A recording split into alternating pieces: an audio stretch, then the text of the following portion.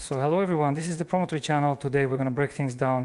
This engine right here is a Mercedes-Benz OM442. So what kind of engine is this? My subscriber from Murmansk wrote to me, he bought this engine from a bus.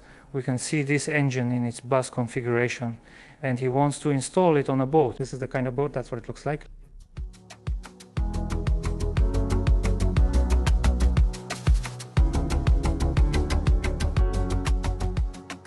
Initially, a Veka engine was installed on this boat.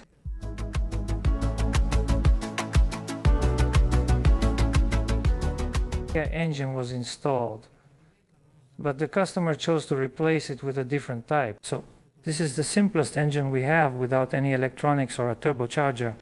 So if something happens on the water, you can make some kind of repair. So the customer sent me the engine by a transport company.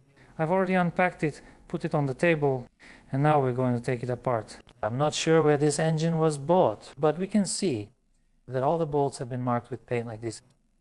Yes, sealed, you could say. So we see the heads, valve covers, injectors, for example, the pump. Basically every single bolt, absolutely all of them, have been marked with this kind of paint. So what I've already found, what I've already seen while I was unpacking it, while I was inspecting it. So here on the casing we have a hole like this. This is the compressor cavity, which means oil drains here. And if we have an opening like this, the oil will go straight through here. That's the first thing. The second is the transmission mounting bolt. We can see there's a crack on this side that goes into the starter cavity. Here it runs through. So in any case, the casing will have to be replaced. So I also noticed the flywheel. It looks like a standard flywheel, but there's this insert here. I don't know if it's homemade. Maybe it was already fitted for a boat, since there will be a drive here. Anyway, I'll check with the customer to find out what this spacer is for. That's all. So my task is to disassemble and check the condition of this engine, figure out what machining work needs to be done, and determine which spare parts we need to purchase. Identify scope of work, assemble, paint and bench test after repair run, and check performance. Alright, so that's the amount of work we have. Let's get started.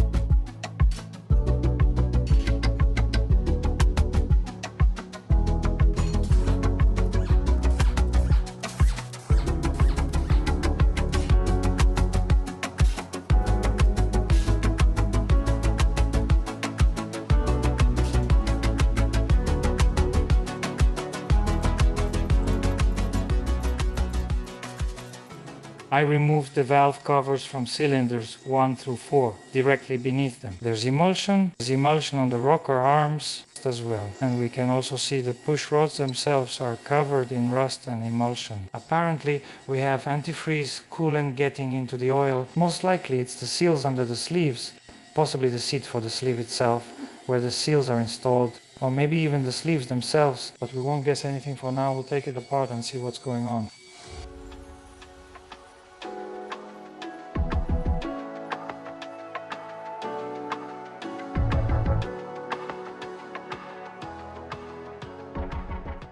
I removed the fuel lines. They'd already been pressed here. There's a sharp edge, so we'll need to replace the lines.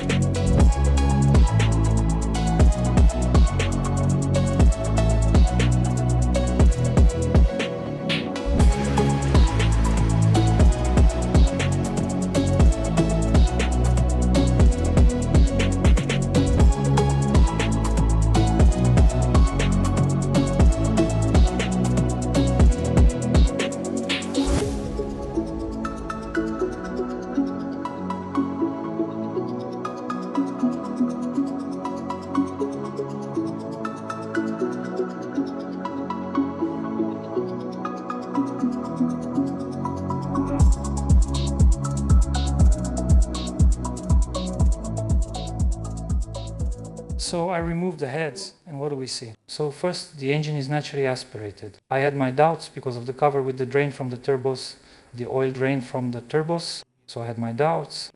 Maybe everything was assembled here, like there were turbos before, and it was redone. Anyway, the engine is naturally aspirated, as shown by the piston shape. And third, there's a lot of wear, so I don't know, the liners definitely need to be replaced. We'll check the pistons. Maybe if they're in good condition, maybe the old ones will stay. And we can also see there's rust, which means the engine was sitting for some time. But overall, in principle, everything is pretty good.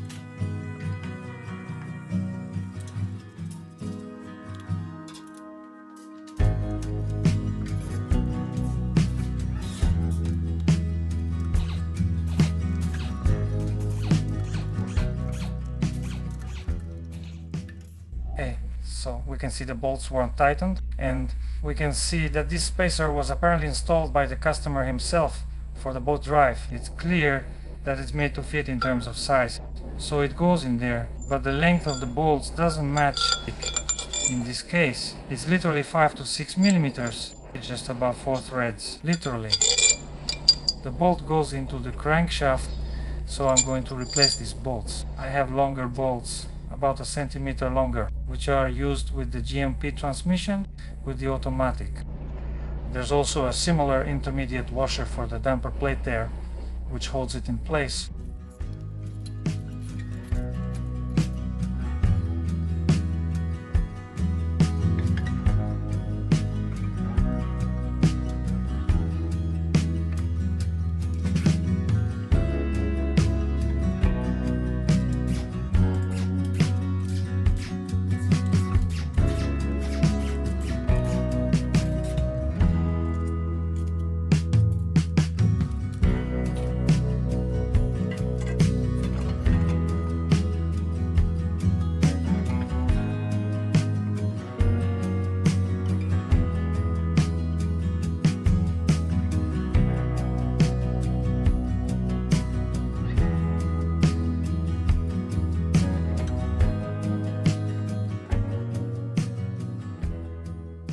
So I remove the oil pan, and we can see that inside the whole crankshaft is rusty. The block is rusty. The crankshaft, the connecting rods, I don't know, apparently it's sat for a while, this engine.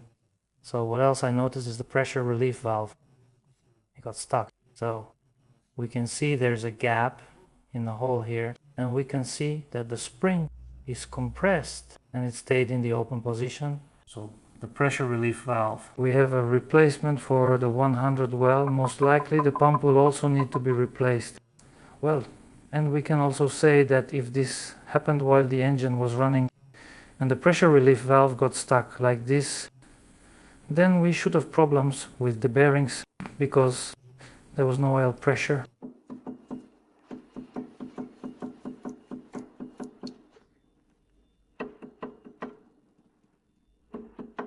Alright, let's take a look now. So I'm removing the heat exchanger, taking off the cover, removing the pulley, the front cover, the oil pump, and then we'll start taking out the pistons and shafts.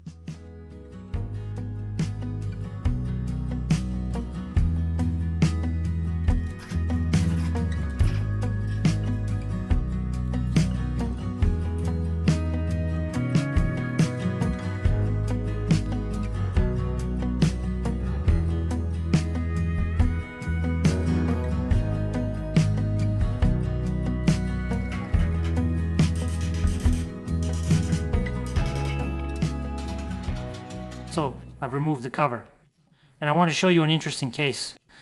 So as we can see, the washer, the thrust washer where the camshaft rests, it looks like it's somehow burned, basically welded on. I always say that you need to measure the camshaft end play so that there's a gap here. It doesn't matter if it's half a millimeter or a millimeter, but there should be a gap so that this washer doesn't fit tightly. In this case, apparently the camshaft was pressed tightly, and because of the friction, this kind of wear happened. So everything got burned.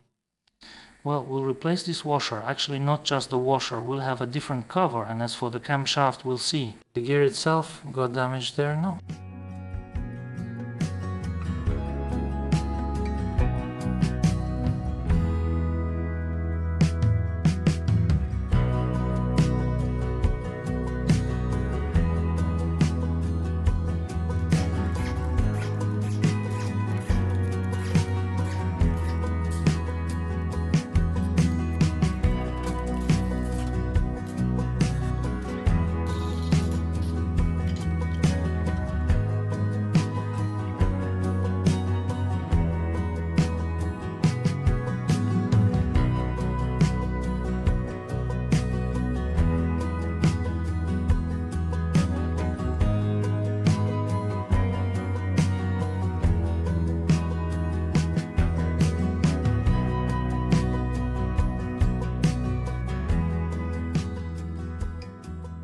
So next I'll be removing the counterweights.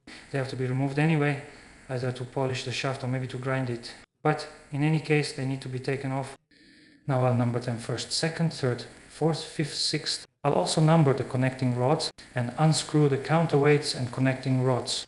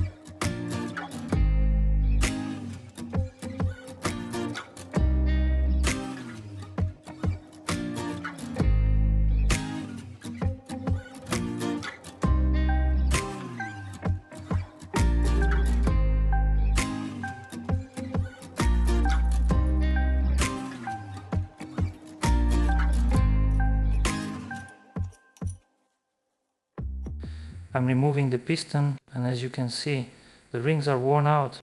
Once the rings are off, it's obvious they're damaged, but the piston itself still looks to be in decent condition. Well, obviously we'll clean all this up and take a closer look. Here I can see some small scuffs and scratches.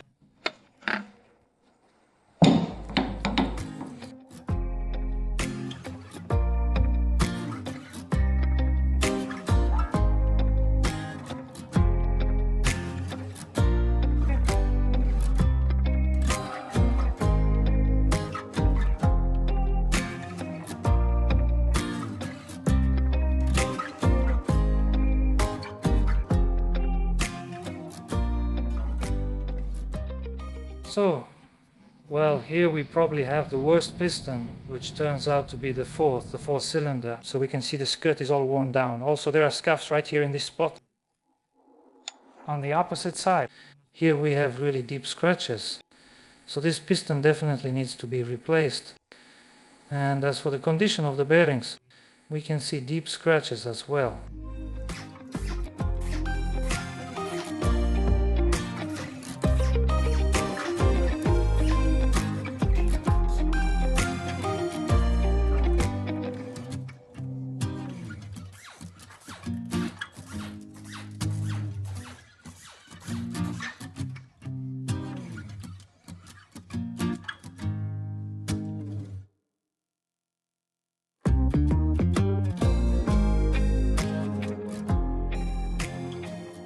The main bearings are also standard. I can't figure out the year of manufacture. I can't find it. Maybe they're still the original ones from the factory. Here on the crankshaft we have the year 1991 for this crankshaft. So the connecting rod bearings are a bit better, but the main bearings are really bad. We can see the scoring and wear there.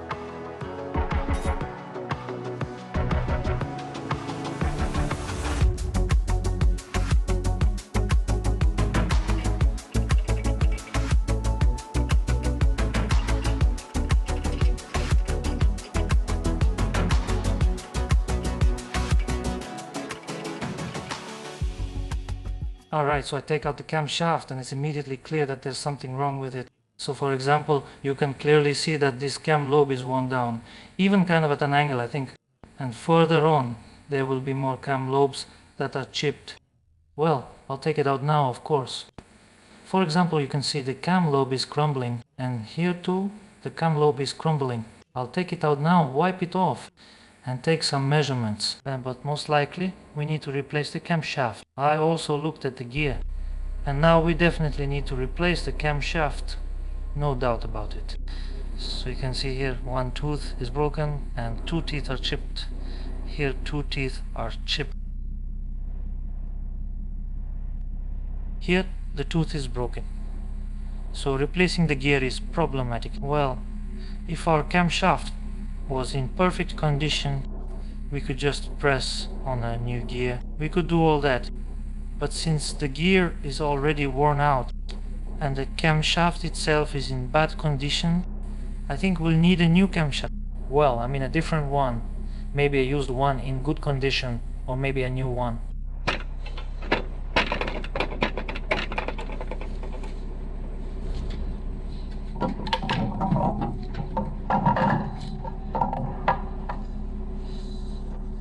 So here's the cam lobe that's chipped. You can also see it's worn down.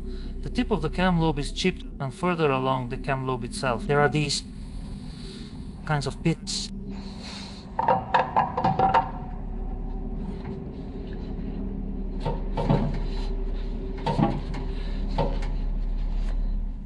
camshaft definitely needs replacement.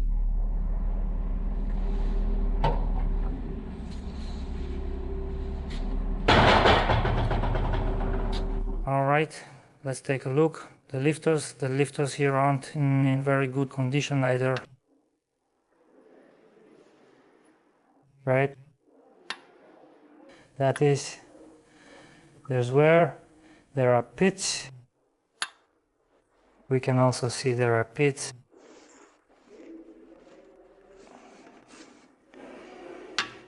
This one is better, but there are still pits. We'll have ejector pins too. The camshaft bushings need to be replaced. Obviously the lifters need to be replaced. The camshaft needs to be replaced. And at the very least the sleeves too.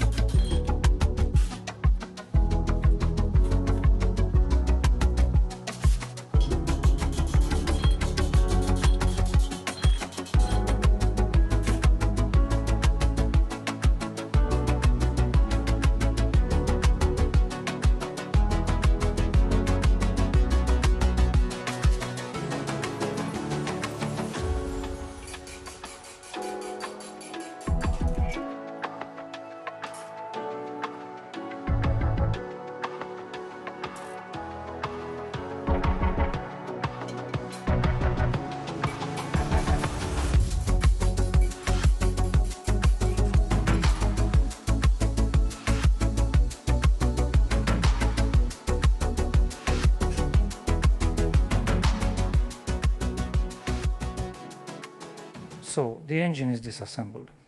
Let's sum up, starting with the block. I cleaned here, tried to find where the coolant for the oil goes. There seems to be a seat for the rubber seals there.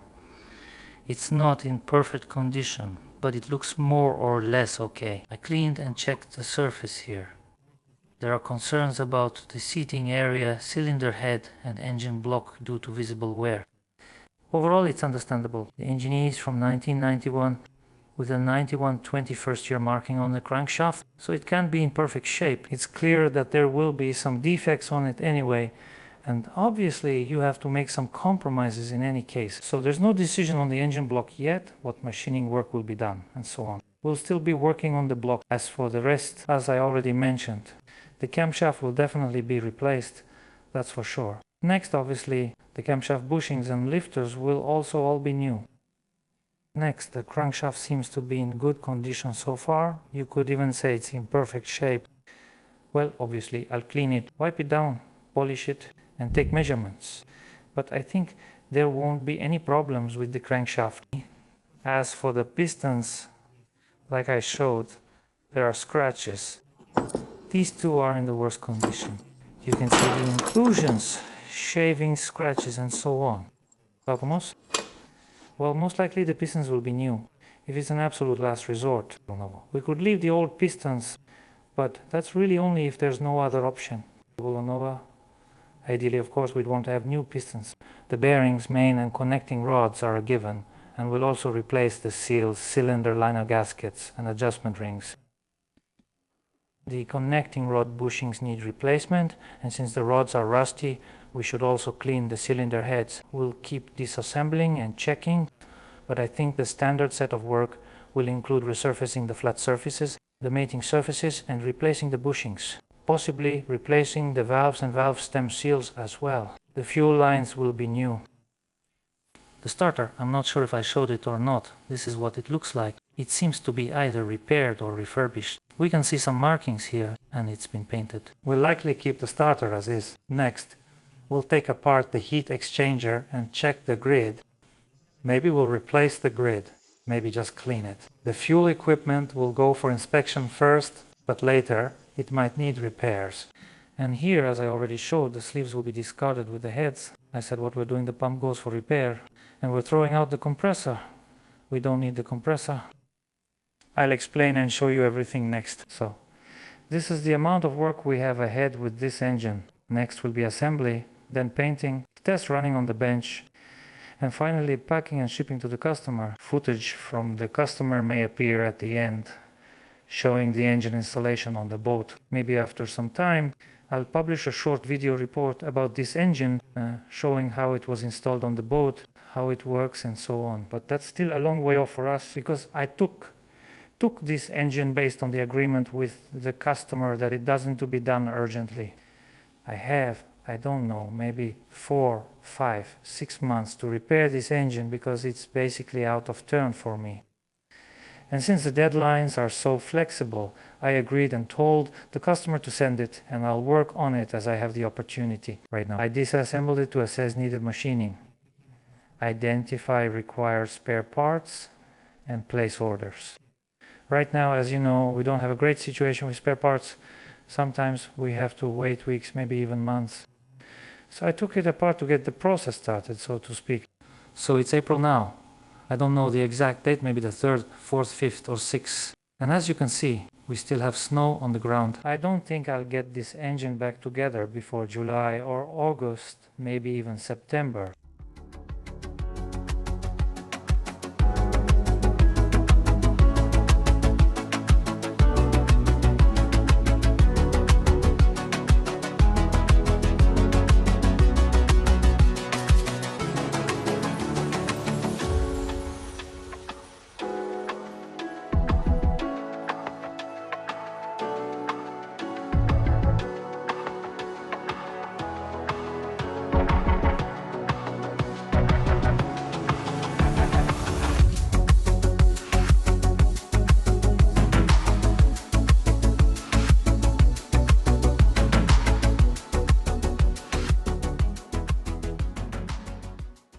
So it's been about 2 months since I took it apart. Well, that was kind of the agreement, that I'd work on the engine as I had time, since I actually had a line of several engines to work on. Right now I have this engine left to repair, and also a Volvo engine. But for that one I'm still waiting for parts and for some machining work to be done. I decided to work on this, and basically I already have everything for it. Everything is bought and prepared, so in theory I just need to assemble it. Well, maybe 4, 5, 6 days. If I work actively and put in the effort, I think I can manage it within that time. So what I've already done is prepare the block, meaning I washed it completely, cleaned it, blew out all the channels, the plugs of the oil channels, and also remove the oil nozzles. Well, in general, everything is already fully prepared. Now, I'll be installing the plugs back in place, installing the oil nozzles, installing the camshaft bushings, and then we'll start assembling. So, here on the table I have the plugs, and here I have the oil nozzles. I've also already prepared the crankshaft. Here it is polished. I've already replaced the thrust ring, the oil seal, installed a new one, blew out the oil channels and cleaned out the threads for the counterweight bolts. Well, in general, the crankshaft is also prepared. The crankshaft is in perfect condition. There's not even 0.02 of a millimeter of wear. I measured it. The camshaft is ready on that table, while the cylinder heads, oil pan, and recently repaired fuel pump are on the shelf. There's still something uncleaned on the top shelf, like the compressor and water pump. The water pump also needs repair, so there's still some work left to do. Some things are already done, but we still have more ahead of us. The cylinder heads are also here after being processed on the surface grinding machine. This is what they look like. My task is to replace the guide, I think only on the exhaust valve, and to replace the valves also with the heads. We'll cover that later. That's our scope, so let's begin.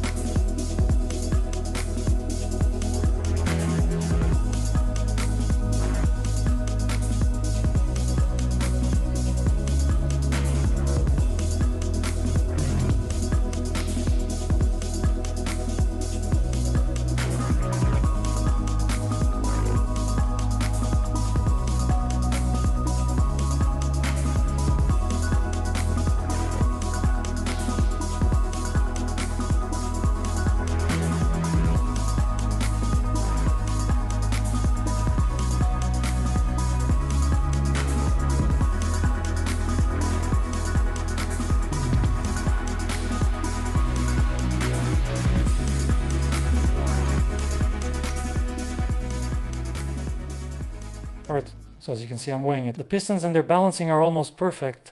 7 pistons, well, not even 7. 6 pistons are 3.183. So they're exactly the same to the gram. One piston is 3 grams lighter. I think it's this one. But anyway, it doesn't matter which piston it is. It's 3 grams lighter, and I think this is the lightest piston. No. So 180 basically. The difference is that 2 pistons are about 3 grams lighter. As far as I recall, this is the best weight distribution I've experienced. We have 6 pistons at 3,183 grams and 2 at 3,179 to 3,180 grams, so the maximum piston weight difference is 4 grams. I can't even remember if I've ever had this before. I think this is the first time.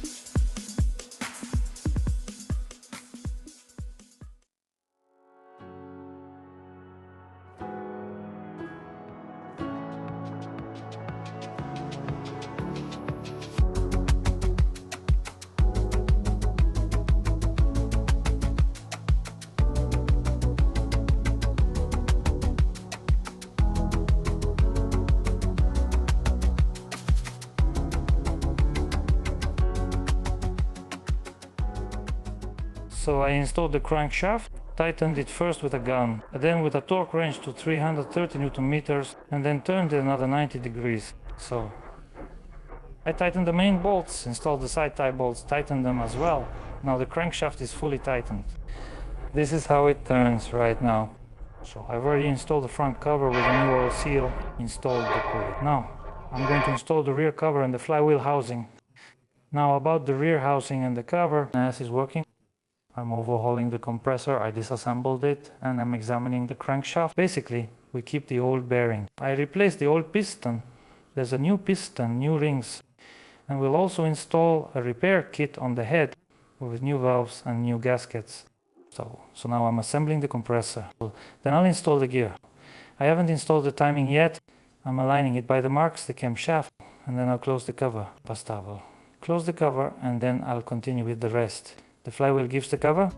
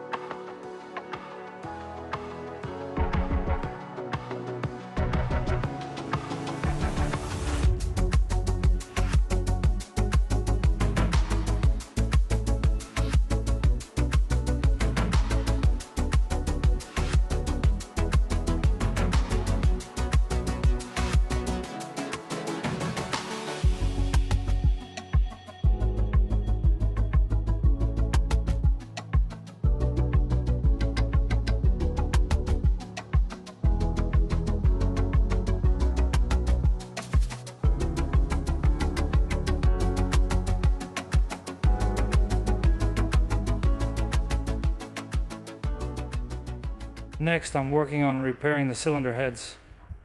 What has been done? I washed them, sent them to the surface grinding machine. They came back from the machine. I cleaned them again.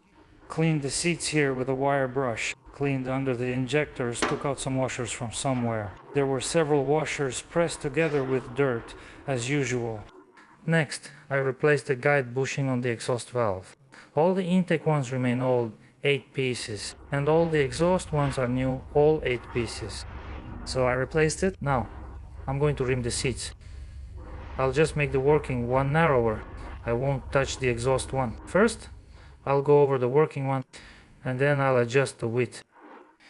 So about the valves, the exhaust valves are all new, all 8 of them, and the intake valves are all old, also all 8 of them. So I wanted to lap them in place without touching either the seat or the valve itself. But after I cleaned the valves, I saw that the seating surface on the valve itself still had some defects. So I had to machine them like this on a lathe. Let me remind you, we have a 30-degree angle here. The exhaust valve has a 45-degree angle. The intake valve has a 30-degree angle. So I machined all 8 valves on the lathe, and now we're going to lap them one cylinder head at a time. So what else do I want to do? For example, let's look at the 3rd cylinder head. Well, I don't know how well you can see it on camera, but right here there are small pits, and inside the exhaust port there are also these small pits like corrosion. So I want to check the cylinder heads, basically do a pressure test. This is our 3rd cylinder head, and I think I saw it somewhere else too. Well, for example, on the 7th one, also on the 6th one. On the 6th one, you can see there are these pits right on the intake seat. I still need to pressure test the cylinder heads. I'm not sure what will be on camera. So in a few words, I'll tell you how things are going and what the plans are for these cylinder heads. Alright, so now I'm starting with the 1st cylinder head, gluing on the pads right away. Probably for 3 or 4 heads, depending on how many pads I have. I glue the pads wider than the seat, and then we start lapping everything. That's our scope of work. Let's begin.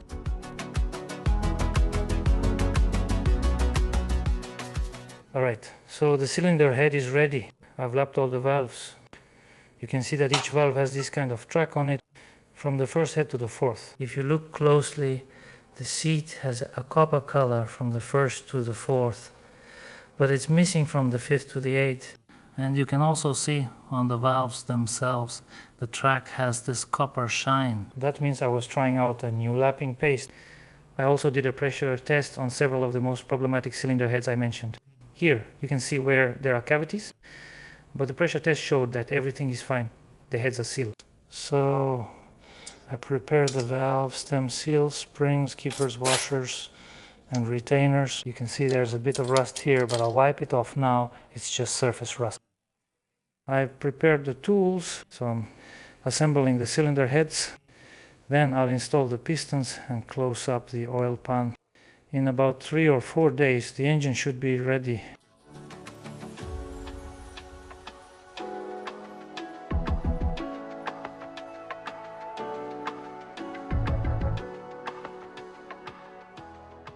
Alright, the cylinder heads are ready. While I was working on the cylinder heads, the connecting rods came back from the machine shop. As usual, the piston pin bushings were replaced and machined, and the seats for the rod bearings were restored. So the connecting rods are now repaired. Now I'm unscrewing these bolts. They're tightened to working torque. I'm unscrewing the bolts, installing the pistons onto the connecting rods, and then we'll start installing the pistons into the block.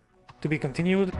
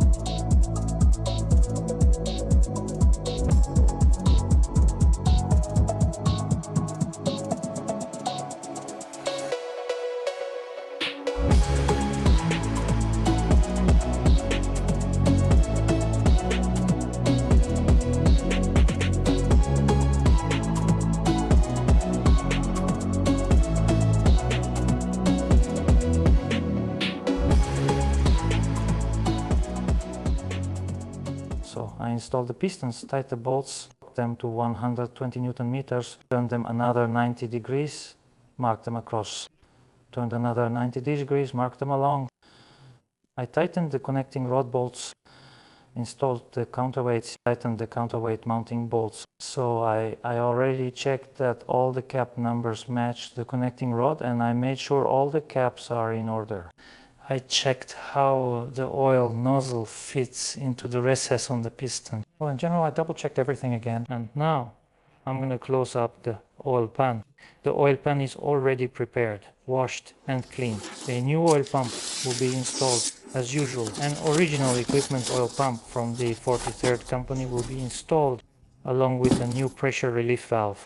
I've also prepared the oil pickup, the gasket for the pickup, the bolts, and the oil pan bolts. Here is the old pressure relief valve. The oil pan drain plug will be new. And here are the bolts for mounting the pump.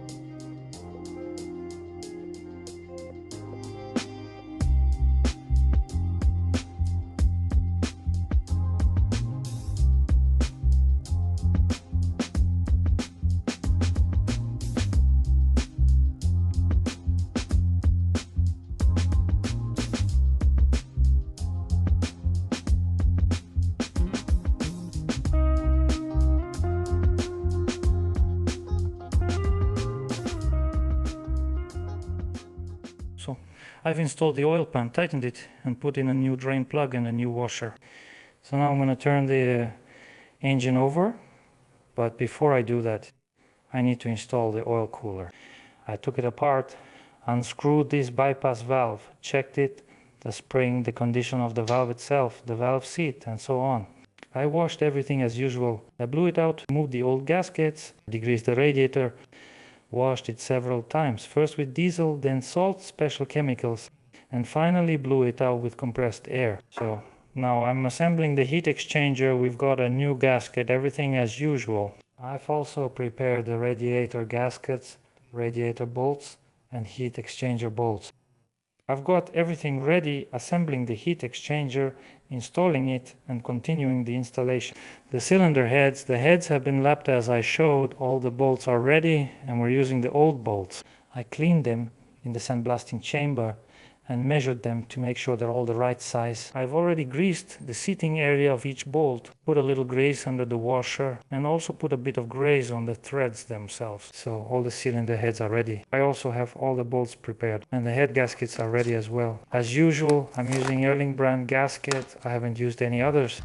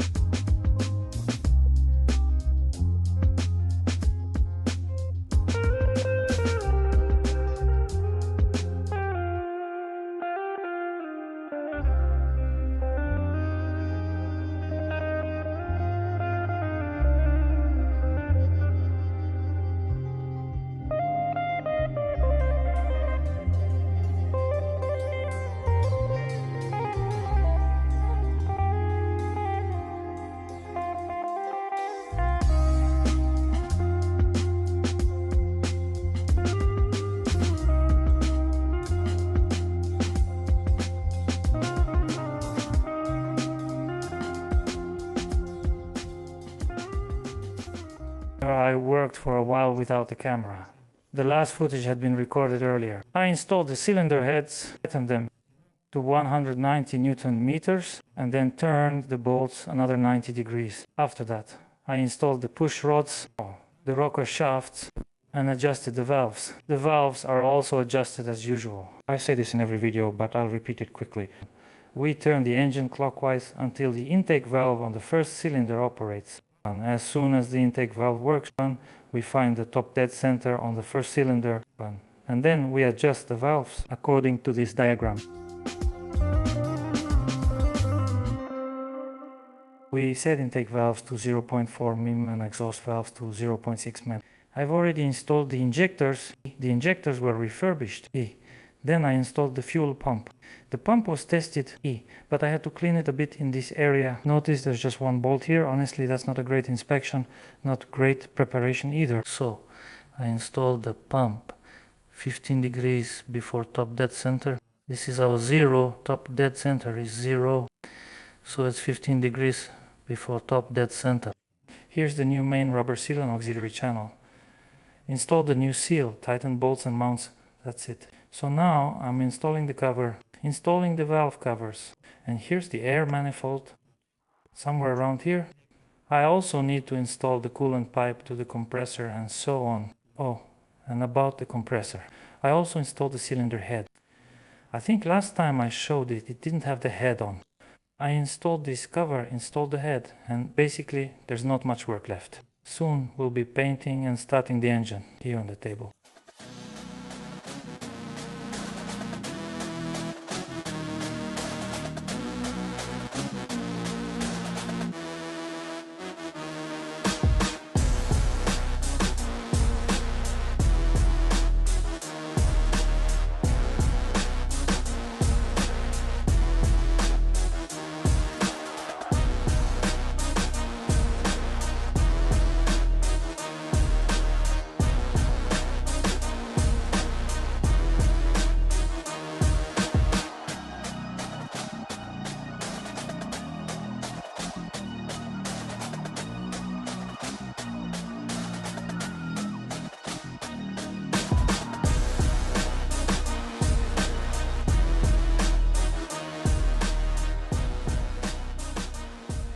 So I was working without the camera again. I can't remember what I already said and what I didn't say on camera.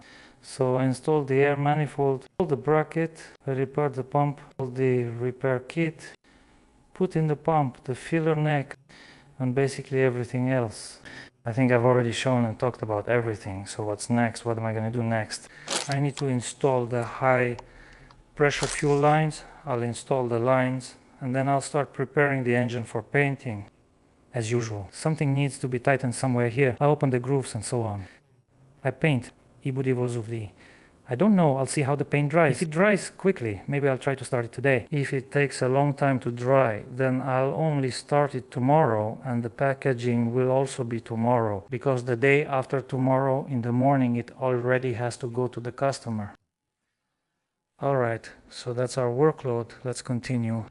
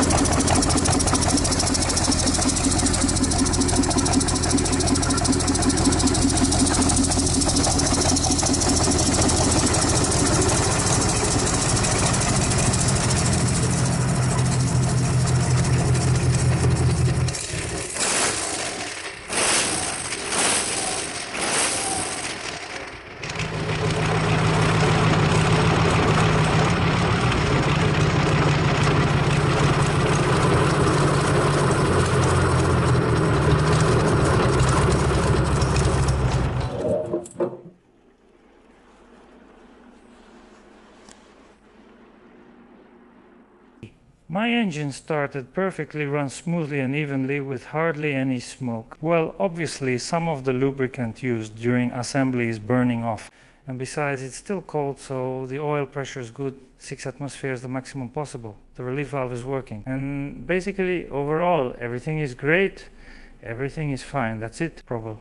So next, I'll be packing up the engine, removing the diesel, provo, taking off the starter, and so on. I'll put it on the pallet, pack it up, wrap it with film, and basically, I'll be handling the packing and shipping. It will be on its way to the customer tomorrow. That's all. I'm going to wrap up this video. Thank you all for watching. Good luck to everyone, and goodbye.